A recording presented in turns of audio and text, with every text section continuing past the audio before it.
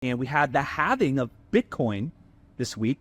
That means that when new Bitcoin is mined, okay, all the expense, the energy, the time, the resources to create more cryptocurrency, more blockchain ledgers, more Bitcoin, you only get half the coins now for the same amount of effort. Get ready for a new episode of KP Talks Dollars and Cents. Learn financial literacy and get real-time updates on all things housing, finance, and real estate. So let's get started. Here's your host, Kevin Perenio. Hey, it's KP coming to you live from the Atlantic Ocean. Let's go. There he is. There's the ghost. Paul Rosso, our founder and CEO. You never ever see him. Robert Holiday, our co-founder and COO. Gary Malice, the man hiding. And all of our 2023 President Cabinet winners here in 2024. Congratulations. Let's go. Let's go. All right. Let's talk about the markets. Okay, let's go on the markets. The big thing this week, other than earnings reports from all different companies out there, it's like I think 60 to 70 companies reporting earnings this week. It's a big deal. How are companies doing in this economy? Will it bring the stock market back? And then inflation on Friday, the PCE, the Personal Consumption Expenditure. That's the big report that the Fed wants to see. That's actually the Fed's preferred measure of inflation. It's called the Fed deflator, PCE. So it has a little less weighting on housing. And so we know inflation matters. The cost of money matters. The velocity of money matters. What goes on with our economy and trading between institutional investors and how they decide to spend their dollars, that matters. And so we're going to watch that PCE number. Now, talking about dollars and the velocity of money and our economy, and the last, let's call it 3 weeks, have been pretty tough in the mortgage world. By the way, check out this pool. We're on a cruise on this Apex celebrity cruise. Look at that little heart thingy. I do that to my kids every day. We actually have a little battle where I try and fill up the heart before they do it to me. I know it's a little windy. This thing right here looks like a champagne glass. That's like a hot tub right there. It's the outdoor pool. So anyway, I'll come hide back over here. It's a pretty cool boat. It's like less than 3 years old. This funky ass artwork. Some big old face. It's a bunch of weird shit like that. Anyway, so the velocity of money matters, right? Like we buy and sell money in the mortgage business. And so when the 10-year Treasury goes up and hits 470, it goes from basically 420 to 470 in the matter of like 3 weeks. Money leaves the stock market and goes to bonds to buy bonds at a higher yield. And what's interesting is we've had this Iran, Israel, Hamas, Hezbollah conflict. You know, Lebanon's involved, and it's just all kinds of stuff going on. Usually the world will bet on the U.S. Treasury as a flight to safety and buy more treasuries, which actually brings treasury yields down, which is better for mortgage interest rates. That didn't happen. Okay, so part of it is like the uncertainty that would come from a potential conflict seems to be somewhat contained. So it has not benefited mortgage rates and brought the 10-year Treasury yield down. Sorry, it's very windy. I'm hiding over here away from the wind.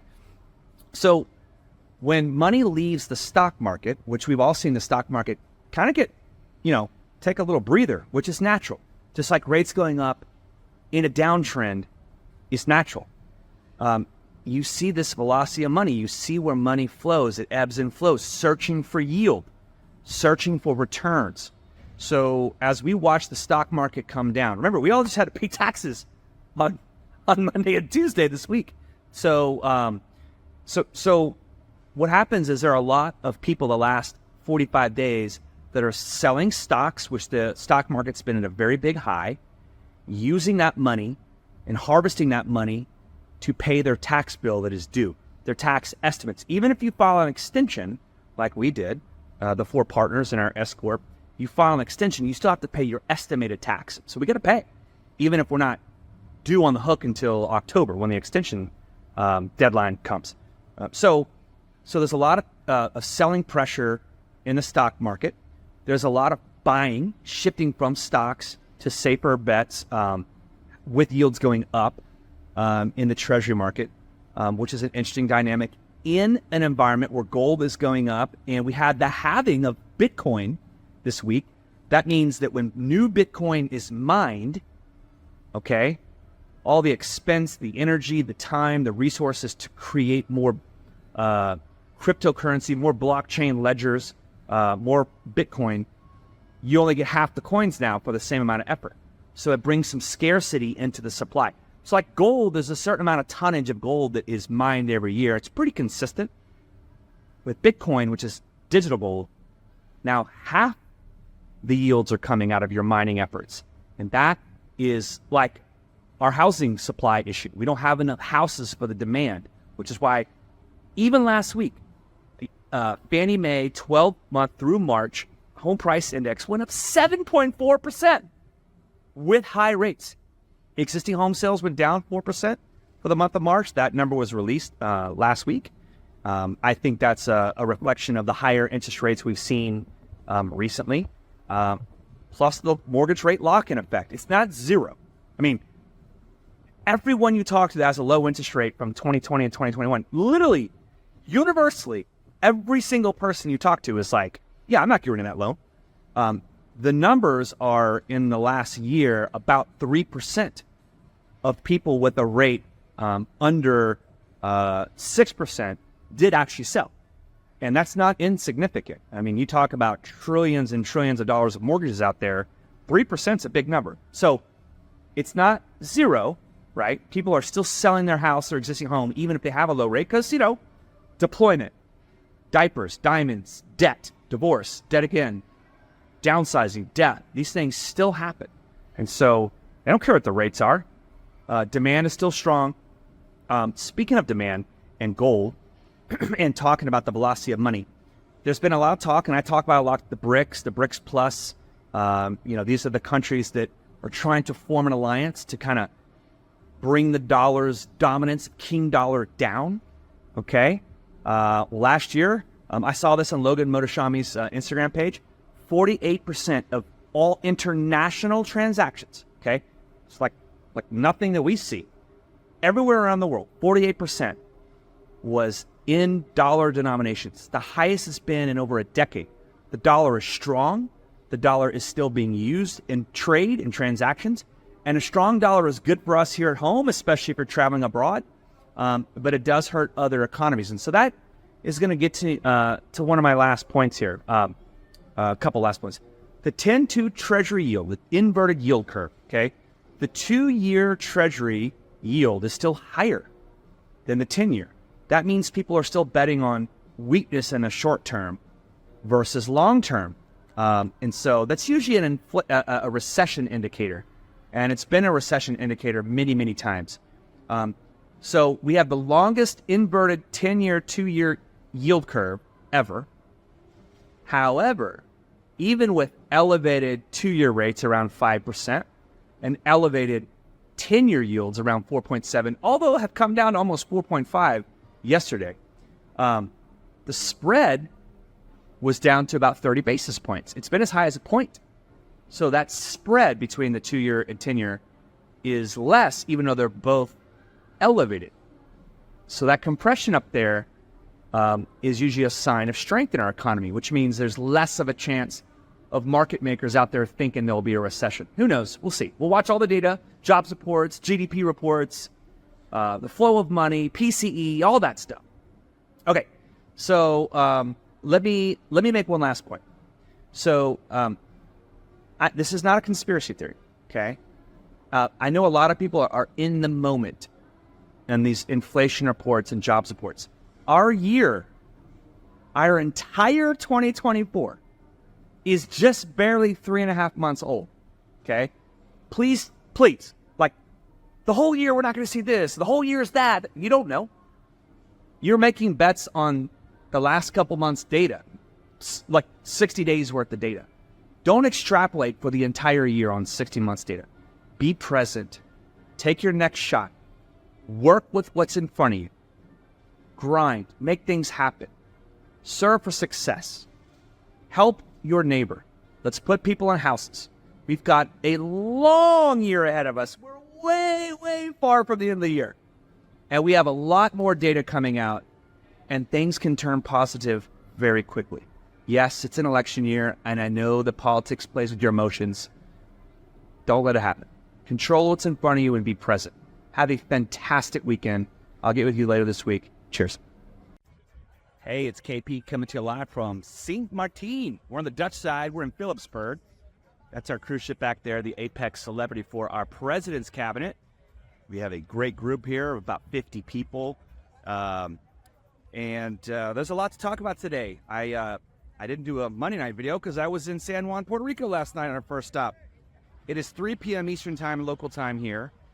And we've been in port since 10:30. I've stayed out till 3 a.m. every night because I can't get on I'm on West Coast time. I can't get on this time.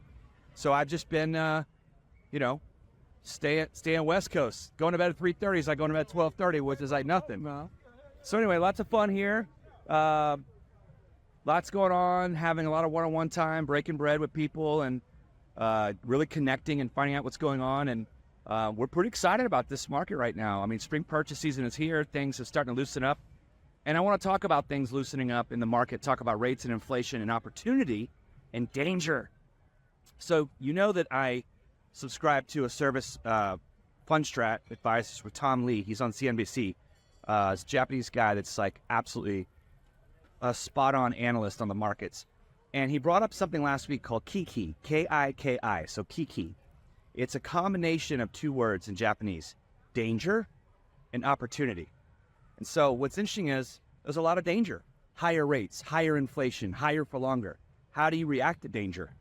There's a lot of people mindset out there literally saying what's going to happen for the rest of this entire year because of clear and present danger. Now, I'm no Harrison Ford, but that was an awesome movie. But danger creates opportunity.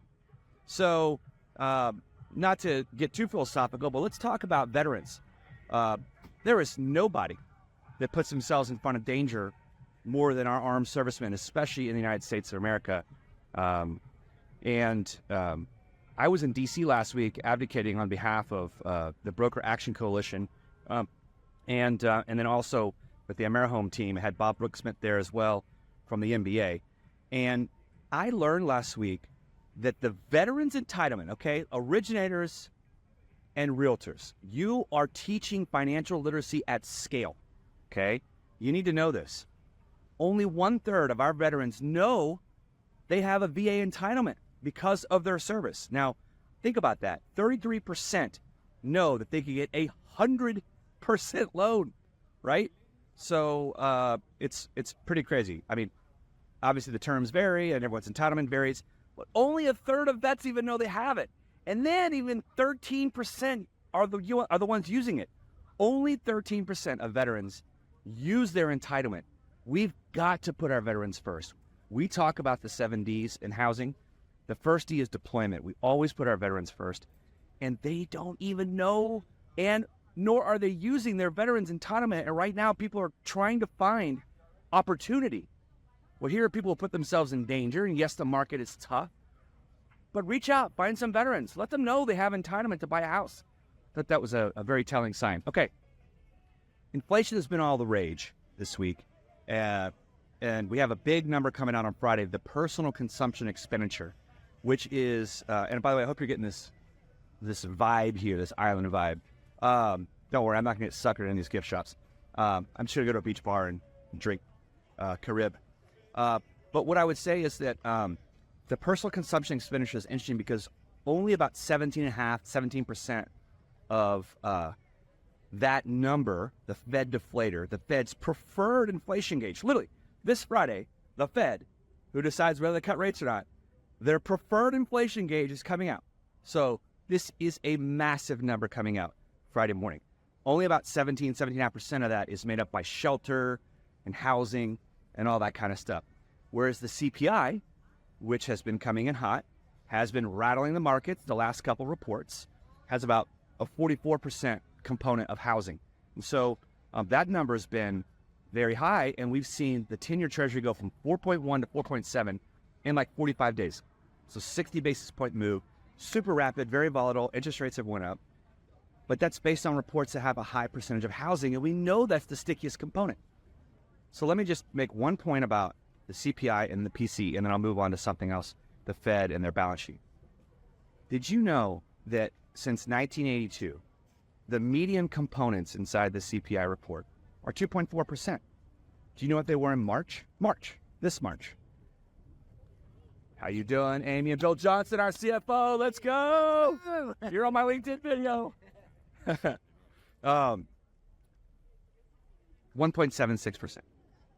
The median components in the CPI, everything that makes up that data report, which is 44% housing and shelter, is 1.76% now, right now. So think about that. It is housing and auto insurance. And the new rent index that's being used is showing that rents are coming down. Rents are coming down right now.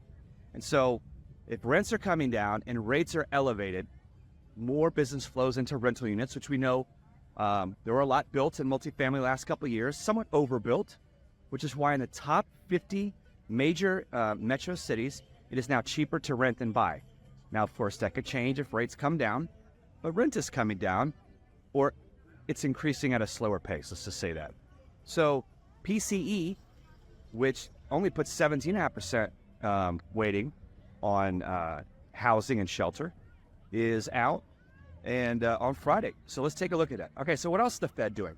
Remember, the Fed is doing this thing what they call balance sheet runoff, which means they're draining liquidity from the system. We are in a money velocity, economy, and they've been shrinking the money supply. They've been shrinking the liquidity. They've been shrinking the velocity of money. That's why our economy, GDP has gone down, from 4.9% to, I think the latest read was like 2.8%.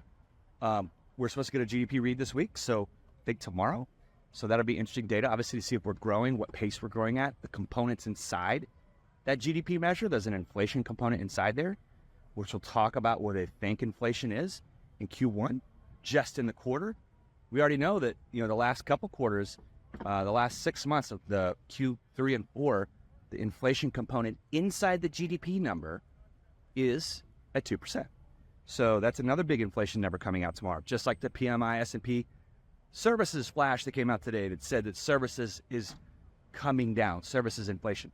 So it's been 3.5 months, almost 4 months in this year. We have 12 months in 2020. It's a lot of data that can come out. It's a lot of inflation. That's why we're data dependent. That's why the market is so itchy when they see the data and people are quick to jump. But we need a full read. We need to see under the hood and look at all these pieces of data.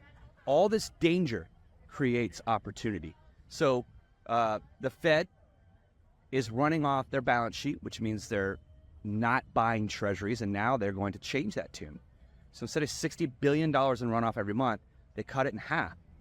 That means $30 billion will be run off their balance sheet, and if there's any excess of that when treasuries expire, they will buy them back to refund them. That's putting liquidity into the system. That's slowing down their shrinking balance sheet by buying treasuries, and that will drive yields down. They are a big buyer. That's good for mortgage interest rates, opportunity from this danger.